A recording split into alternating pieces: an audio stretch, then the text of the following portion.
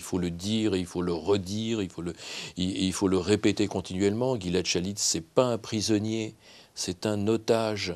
Il a été kidnappé.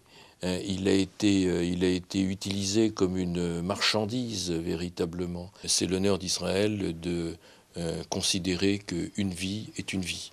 On ne prend pas une décision comme ça sans réfléchir aux conséquences. Parce qu'il y a eu déjà des antécédents.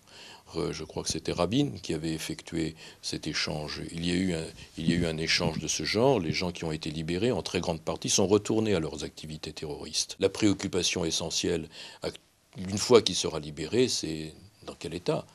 Dans quel état c'est pas 5 années d'emprisonnement dans une prison normale où on est en contact avec l'extérieur, où on voit sa famille, où on voit son avocat, où on peut savoir ce qui se passe et où tout le monde est au courant de l'endroit où l'on est. C'est 5 années d'isolement total. Je ne connais pas le détail du rôle de la France dans cette libération. Ce que je sais, c'est que la France a fait son possible. Et ce que je sais,